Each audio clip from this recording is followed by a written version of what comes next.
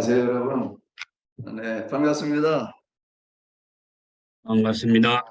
네, 데이프 조강사랑 참 우리 귀한 자리에 불러주셔서 너무 감사드리고요.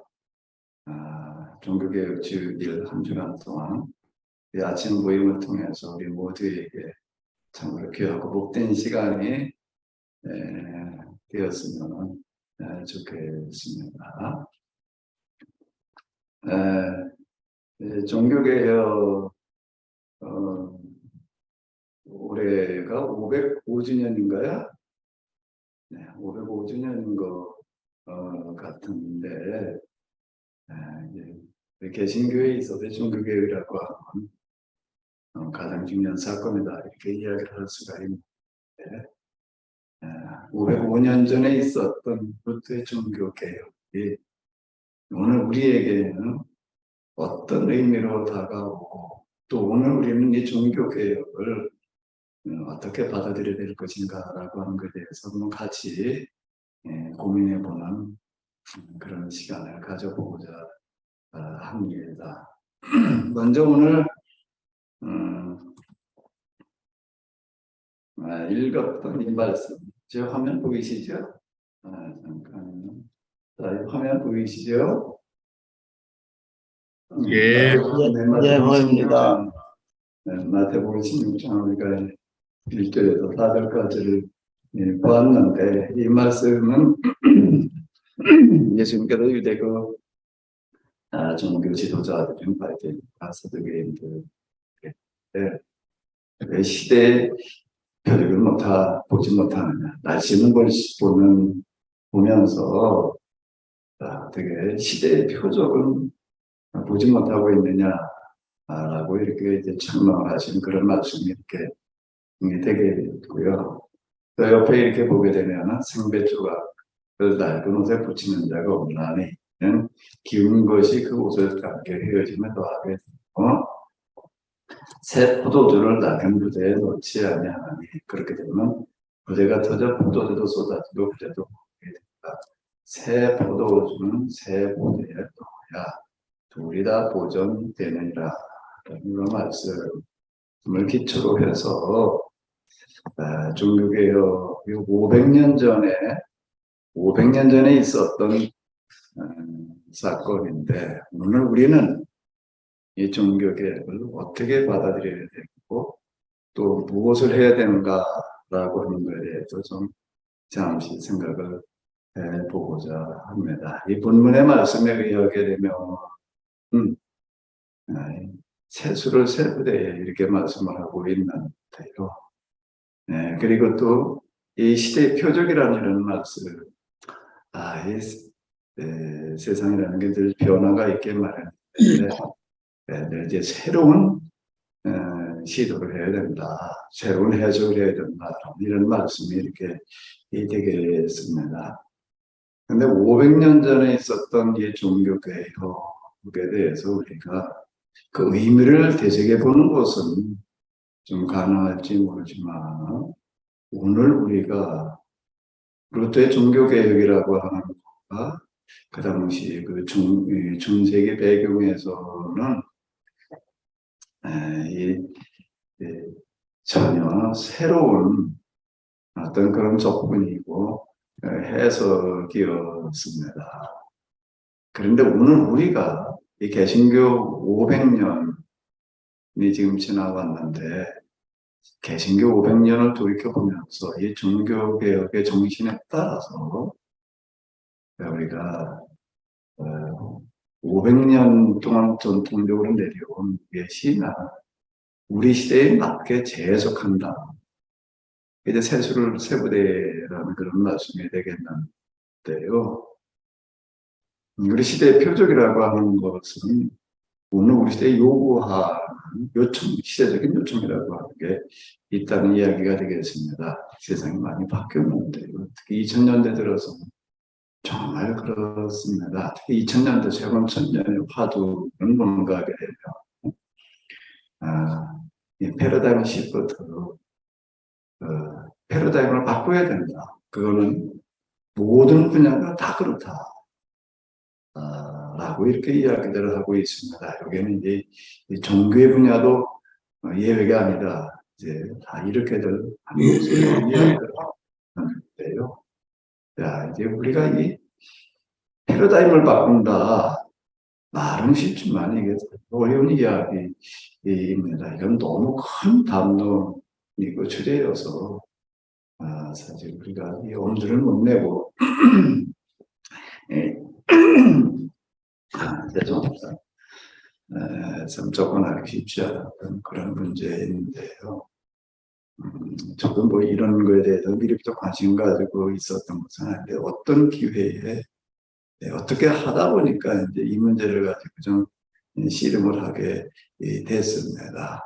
그 첫 시간에는 제가 그렇게 된 동기, 그 과정에 대해서 좀 잠깐 먼저 말씀드리고자 합니다. 저는 감리교 목사인데요. 본래는 계속 이제 교리사 쪽을 공부하려고 하는 그런 계획을 가지고 있다가 형편이 여의치 않아가지고 이제 목회 현장에 발을 들여놓게 됐습니다. 88년이 되겠는데 목회 현장에 발을 들여놓고 목회자들의 모임, 목회자 세미나라든지 뭐 기타 등에 다니다 이렇게 보니까 이 교회가 길을 잘못 들었다라는 그런 생각이 너무 강하게 들었습니다. 아마 그건 제가 이 교회사 쪽을 좀 관심을 가지고 공부하다 보니까 아마 좀 더 그런 생각이 들지 않았나라고 이렇게 생각이 드는데요. 어쨌든 그게 저한테는 특히 목회자 세미나에 이렇게 가보게 되면 다 그 양적인 성장이 아주 대주제가 돼가지고 열심을 내고 있었는데 그런 모습들이 너무 충격이어서 이 한국교회가 고치지 못할 병이 들었다. 이대로 가다가는 곧 이제 망하게 생겼다. 이런 생각이 너무 강하게 들어서 너무 강하게 들어서요. 몇 년 동안 사실 많이 방황을 하고 갈등을 겪고 뭐 그랬습니다. 만 5년을 이제 가슴앓이를 했는데 그러다가 이제 어느 날 1993년이 되겠는데 순환주가 첫날 이제 복음서를 읽게 되었습니다. 그 순환주간에는 늘 이제 제가 복음서를 읽으면서 예수님의 십자가를 이제 묵상하곤 했었는데 늘 하던 대로 그렇게 했었는데요. 1993년 4월 5일 월요일 날 아침에 또 이제 저도 뭐 늘 하던 대로 그냥 이제 이 마태복음을 읽어 나가는데 4장 23절에서부터 25절 말씀을 읽는데 여기에서 제가 이제 좀 눈길이 멈춰섰습니다. 예수님께서 온 갈릴리에 돌아다녀서 그들의 회당에서 가르치시며 천국 복음을 전파하시며 백성들의 모든 병과 모든 아픈 것을 고치시니 그의 소문이 온 수레에 퍼진지라 사람들이 자와 각종 병에 걸려서 고침당하는 자, 귀신 들린 자, 간질하는 자, 중풍병자들을 데리고 오니 그들을 고치시더라. 25절 갈릴리와 데가볼리와 유다과 유다와 건너편도 수많은 우리가 따르니라. 이런 구절이 나오고 있는데 그건 뭐 너무 잘하는 구절이 그래요. 그날은 4장 25절에 가서 이제 길이 멈춰섰습니다. 갈릴리 데가볼리 갈릴리는 뭐 유대 영역인가 그렇다 치더라도 이 데가볼리 요단강 건너편 이라고 하는 거는 도로와 시도 다른 복음서에 이렇게 나와 있습니다. 해외에서까지 지금 주변에 수많은 사람들이 몰려왔다. 이런 말씀에 내 눈길이 멈춰서면서 도대체 예수님께서는 무슨 일을 어떻게 하셨길래 이렇게 예수님께서 사람들을 찾아다니시는 게 아니라 갈릴리 바닷가에 모여 계시는데 수많은 사람들이 모여왔다. 이렇게 보면 5만여 명 누가 복음에 보이는데 그렇게 표현이 숫자가 명시되어 있는 그런 부분도 있는데요. 어떻게 해서 예수님 주변에 이렇게 사람들이 모여왔을까? 이런 생각이 이제 들어서 정말 눈길을 멈추고 있는데, 그 순간 제 안에서 이제 가슴이 뜨거워지는 현상이 나타나는, 성경 읽다가 뭐 가슴이 뜨거워진다 그런 얘기 듣기는 했지만, 제가 이제 그런 일을 겪으리라고 하는 건 제 생각입니다. 어떻게든 그런 현상이 나타났어요. 순환주간 내내 이제 이 복음도 읽고 묵상을 하는데, 성경 읽는 시간이면은 가슴이 뜨거워지는 현상이 계속 나타나서, 이게 도대체 뭘 의미하는 걸까? 라고 생각을 합니다. 이건 하나님께 내게 보내신 어떤 신호 쌓이는 것 같다.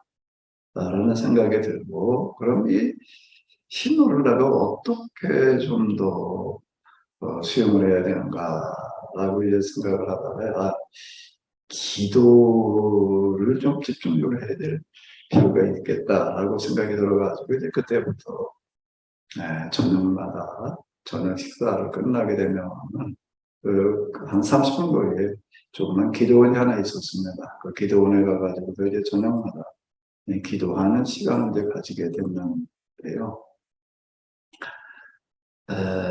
40개월, 그러니까 3년 반 정도가 되겠는데, 거의 매일 이제 저녁 그리고 새벽으로 이제 집중적으로 기도하는 시간이 있었습니다. 그 왜 40개월을 했느냐라고, 이제 그 기간 동안에 어떤 그 영성 경험이 일어나서요. 이제 어떤 일련의 그 영성 그 과정들을 이제 겪게 되었습니다. 그 과정에는 이제 많은 신비체험도 있었고, 흔히 우리 영성가들이 얘기하는 그런 일들을 좀 이렇게 겪고 이제 그랬는데요. 그때 경험한 것들을 기초로 제가 그 써놓은 책이 비움의 길이라고 하는 그런 책이 이제 그때 경험을 기초로 제가 이제 먼저 쓰게 되었고요. 뭐 80년대 말 90년대 초 중반에는 그 영성에 대한 관심이 굉장히 이제 높았습니다. 그러니까 성령운동이라는 말을 이제 영성으로 받고, 그 영성운동, 그리고 기도원을 다 간판은 기도원을 이제 영성으로다가 또 바꾸고 이제 그랬는데요.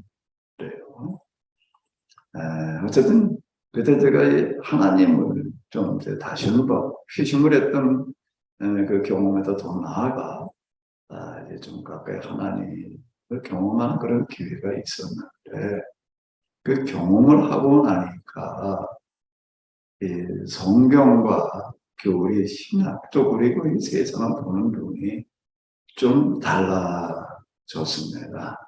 달라져서 이제 그 이후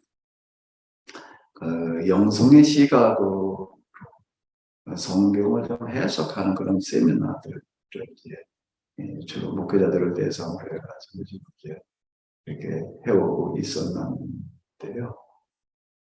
이 전국에 한 주일 동안 아침마다 좀 간단하게 다시 보인 부분을 좀 정리를 해서 좀 여러분들과 같이 나눴으면 하는 그런 생각입니다. 그 다시 보였다라고 하는 거 제일 먼저 뭐가 다시 보였는가? 하나님을 경험하는 그 여러 가지 현상을 거기에 동반을 하는데, 하나님을 경험하는 만큼 이 마귀를 경험을 하게 되고, 또 동시에 나를 보게 되더라라고 하는 겁니다. 마귀와의 어떤 갈등, 싸움 이런 것들도 굉장히 좀 치열하게 전개가 되고 이제 그랬었습니다. 그런데 이런 과정이 좀 어느 정도 이렇게 마무리되고 나니까는 뭐를 또 다시 보게 되는가라고, 이 자연을 세상이 이제 다시 보이게 이렇게 되는 거예요. 그냥 하나님께서 만드셨지, 세상 피조물이고 하나님 창조주이시지 그냥 이렇게 넘어갔던 그 세상이 이제 이 하나님의 뜻과 말씀 의도가 이 만물 속에 들어있구나. 근데 이렇게도 만물을 또 이제 세상은 다시 만나게 되는 어떤 그런 현상이 이제 생겨났는데요. 그 뚜렷한 현상 중에 하나가 창세기 1장에 나오고 창조의 이야기였습니다. 그 이전에는 그냥 하나님께서 만드신 이야기, 말씀으로 세상은 한일 동안 이제 만드셨지, 하나님이 있어라라고 얘기를 하시니까 그냥 만물 생겨났다고 그 정도, 그 창조론, 아니 진화론 이런 수준에서 이렇게 이제 생각을 하고 있었는데, 그 하나님을 경험하고 나니까 하나님 경험이라는 건 하나님과 나와의 관계, 이 영서 관계가 이제 굉장히 중요시 되는데요. 하나님과 나의 관계가 이제 새롭게 다시 정리가 이렇게 되게 되는데, 보이는가? 하나님과의 관계라는 거가 이런 관계구나라고 이렇게 이제 다시 보이게 됐습니다. 그전에 창조적 피조물 관계지. 그런데 그 관계가 구체적으로, 조금 더 구체적으로 다가오니까, 만물이 존재하고 살아가는 그런 모습이, 이게 하나님께서 그들에게 주신 법대로 사는 거로구나. 물론 당연한 이야기라고 이렇게 생각이 될 수가 있는데, 이 법이라는 단어가 이제 새롭게 다가와요. 태영에게 하시는 말씀, 달, 기타 만물에게 하신 그런 말씀, 그들에게 존재해야 될, 살아가야 될, 이 법을 주시는 거였구나. 이 법이라는 단어가 이제 크게 다가왔습니다. 그러면서 동시에 또 이제 사람에게 주시는 법. 그전에 선악과 그러게 되면, 선악과 하나님께서 먹지 말라고 주셨던 그런 금단의 열매. 그냥 이렇게 이제 생각이 들었고, 그 이상 뭘 어떻게 쪼그려 본다는 것을 모르겠습니다.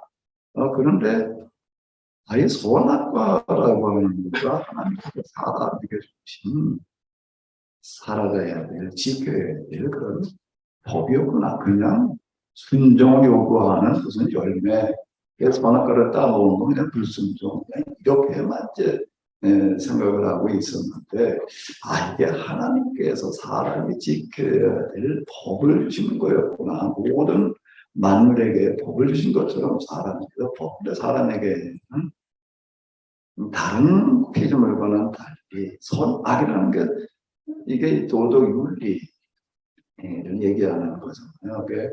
사람에게 판단적인 이성, 의지, 감정 등을 이제 주셨고, 또 윤리, 도덕 지침을 이제 주시는 그런 말씀으로 이제 이게 다시 보이기 시작을 했습니다. 그래서 하나님과 만물, 그리고 특히 사람에게 이 법의 관계라는 게 있구나. 그러면서 다시 또 이제 생각되는 게 그냥 율법 이렇게만 이제 생각하고, 뭐 하나님과 이스라엘 계약을 맺었지, 뭐 구약은 그냥 옛 계약이고 신약은 새 계약이고 그냥 이렇게 이제 생각을 했던 이런 거에서 하나님과 만물의 관계, 특히 사람의 관계, 계약의 관계였구나. 이제 이렇게 이제 다시 보이게 됐습니다. 그래서 이 계약을 이해하는 거가 이게 중요하다. 이게 이제 너무 크게 다가와가지고 그 이후 이제 제가 이 계약이라고 하는 책들을 갖다가 좀 씨름을 하면서 이제 좀 읽기 시작을 했습니다. 몇 년 동안 제가 이제 그 씨름을 이렇게 했는데요. 그래 계약이라고 하는 시각에서 영서로 보는 어떤 그런 것들 좀 더 구체적으로 하나님과 우리와의 관계가 이 계약의 관계다라는 그런 시각을 가지고 이 성경과 특히 구약 성경과 이스라엘 역사, 또 신약 성경, 교회 역사 좀 이렇게 해석을 하게 됐습니다. 이제 세미나를 이제 진행하는 것과 더불어 가지고 이제 같이 이제 진행이 됐는데요. 여러 해 동안 이제 그런 세미나도 이런 걸 진행하고 난 다음에 그걸 정리해서 써놓은 책이 합의의 길이라고 하는 책. 이제 뭔가 구약 성경과 이스라엘 역사를 개혁의 관점에서 영성과 개혁의 관점에서 이제 이렇게 해석을 하는 건데요. 왜 합의의 길이냐라고 하면 합의가 이제 신해산 계열, 옛 계약, 이집트에서 포로사였던 사람들을 이제 그 당시 사회적인 용어로 합의로, 그 히브리라는 얘기가 이제 그 히브리인이라는 얘기가 바로 합의로라는 합의로는 원어가 되겠습니다. 히브리의 좀 원어가 이제 합의로가 되게 되겠는데요. 그 옛 계획의 대상들이 합의로다. 하나님께서 합의와 계약을 맺으셨다. 그런 뜻에서 제가 합의의 길 이렇게 이제 제목을 붙여서 구약 성경과 이스라엘 역사를 해석을 해봤고요. 그 다음에 이제 신약으로 넘어와서는 예수님께서 죄인들을 구원하러 오셨다는 그런 이야기가 죄인들을 불러서 그들과 계약을 체결하셨다라는 이야기로 이제 다시 이렇게 좀 새롭게 저에게 다가왔습니다. 그 죄인들을 구원하신다는 이야기, 구체적으로 죄인들과 계약을 맺으신다. 이 계약을 통해서 하나님께서 사람을 그리고 세상을 구원하신다. 계약이 곧 하나님께서 세상과 사람을 구원하시는 방식이다. 이렇게 보여져서요. 죄인의 길 그래가지고 이제 신약 성경 이제 복음서를 위주로 해서 그 흐름을 이제 해석을 해봤고 이어서 기독교 역사하고 이제 서양 역사가 되겠는데요. 서양 역사를 비롯한 세계사를 개혁의 관점으로 해석을 해본 책이 죄인의 길이라고 하는 그런 책이 이렇게 되겠습니다. 그 이후 이제 이 개혁의 관점에서 성경 또 각본들을 이제 세미나에서 이제 진행을 하고 또 그다음에 이제 책으로 정리해 나가는 작업을 이제 이렇게 하고 있습니다. 저도 22살에 회심을 했는데요. 그 회심이 너무 뜨겁게 저에게 다가와서 제가 이제 제가 하려고 하던 어떤 그런 계획들을 다 포기하고 신학을 이제 공부를 하게 이렇게 됐었습니다. 저도 전적으로 보수, 복음주의 그리고 이 부속사에 대한 그런 어떤 그 신앙이 거의 뭐 절대적이었다 이렇게 얘기를 할 수가 있는데 특히 제가 교회사 중에서도 교리사를 좀 관심 가지고 이렇게 공부를 했었는데 이 부속사 원론에 대해서 제가 거의 신봉자다 이제 이렇게 얘기를 할 정도로 절대 신뢰 확신을 가지고 그리고 있었는데요. 근데 이제 이게 그 하나님 경험하는 어떤 그런 거를 통해 가지고 예수님께서 십자가에서 돌아가심으로 세상을 구원하시는 그 부속사를 계약이라고 하는 틀 속에서 이해를 해야 되는구나. 계약을 배제해놓고 그냥 부속사만 얘기할 때 이게 좀 수정해야 될 부분이구나. 이렇게 보여졌습니다. 그래가지고 그 이후 이제 이런 시각에서 이제 계속 제가 성경, 역사 이런 것들을 지금 이제 해석을 해오고 있습니다.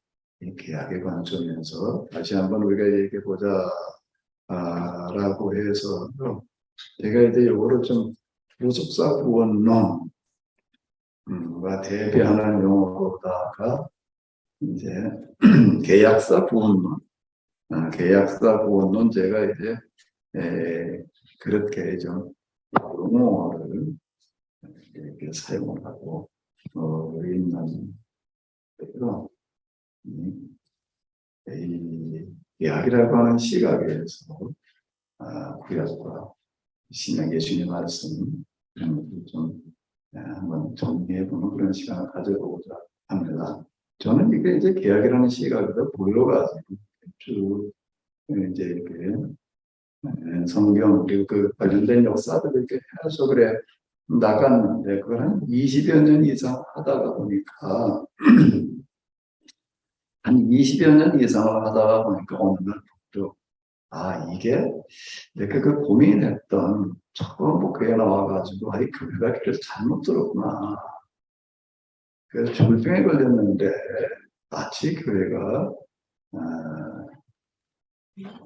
내리막길을 달려내려가는데 브레이크가 고장이 나서 제동장치가 없처럼 이렇게 보여서 땅소리로 떨어질 것처럼 이렇게 느껴졌었는데 도대체 이걸 어떻게 해야 되나라고 하는 걸 가지고 제가 많이 고민을 했었습니다. 근데 그걸 뭐 어떻게 해야 된다는 게 다른 아웃가 없는 거죠. 근데 이제 세미나를 한 20여 년 뭐 이런 식으로 진행을 하다가 이제 어느 날 이렇게 보니까 이 교회의 방향을 길을 바로잡는다라고 하는 거 이제 개혁 이런 이야기는 아니에요. 하는데 이 신학이 새로운 해석이 뒷받침돼야 되는 거. 그것도 종교개혁이라고 하는 거. 그러니까 이제 칭의론. 그러니까 이렇게 찬양하시면서 뭐 이제 로마서 1장 17절도 하라고 2장 4절 이렇게 이제 띄워주셨는데요. 믿음으로 구원이라고 하는 어떤 이런 거는 당시 중세교회는 구원이라고 하는 것을 어떻게 이해를 했는가라고 하게 되면 믿음으로 구원받는다 이렇게 이야기를 한 게 아니라 수도원 윤리를 실천해 구원받는다 이렇게 생각을 했습니다. 이정윤리라고 이제 이렇게 이야기를 하는데 세상 사람들이 사는 윤리와 수도사들이 사는 윤리가 다르다. 수도원의 윤리를 실천해 구원받는다. 로처가 또 20년 수도사였잖아.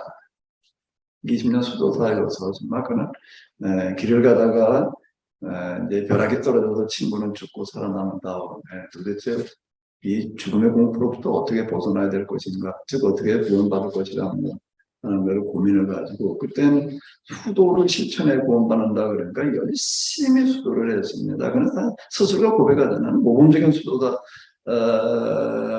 20여 년을 꽤 수도를 했는데 아무리 수도를 해도 구원의 확신이 없는 때때 그를 지도하던 그런 그 상급자들이 그래 뭐냐면 성지순례를 해봐라. 그때 로마 성지순례 거기에 가게 되면 유승민 재판관 빌라도의 그 집으로 걸어다가 성당으로 올라가는 계단을 만들어 놓았는데 그 참회 계단인데 그 계단 한 계단 한 계단 올라가면서 용서를 구하게 되면 회개하게 되면 뭐 지용서는 받고 구원받는다. 뭐 이제 이래가지고 그 계단을 무릎으로 올라가다가 중간에 포기하면 내려왔다. 그랬죠. 우리 잘 아는 일화거든요. 그건 뭘 말하는가 하게 되면 중세기나 구원이라고 하는 수도원 윤리를 실천하는 걸로 다 구원받는다. 이렇게 이야기를 했었습니다. 근데 그거에 대해서 루터는 전면적으로 이제 달리 해석을 합니다. 그게 수도원 윤리가 아니라 믿음으로 구원받는 거다. 로마서를 통해서 그렇게 얘기를 했다라고 하니까 로마서는 또 바울은 뭔가 하면 유대교의 그 율법, 할례, 안식일, 기타 등등 이런 거 지키면 구원받는다. 이제 그렇게 가르쳤어요. 근데 바울은 나중에 예수님 만나고 난 다음에 이런 거 유대교 율법 조항을 실천해서 구원받는다. 예수님 믿음으로 구원받는 거다. 그는 이제 유대교 율법을 실천하는 인간의 공로, 행위로 구원받는 게 아니라 예수님 통해서 부어주신 은혜로 우리가 구원받을 수 있는 거다. 이제 이렇게 얘기를 했었는데 그 바울이 전적으로 새로운 해석이거든요. 그러니까 이제 루터도 당시 중세교 배경에서는 새로운 해석입니다.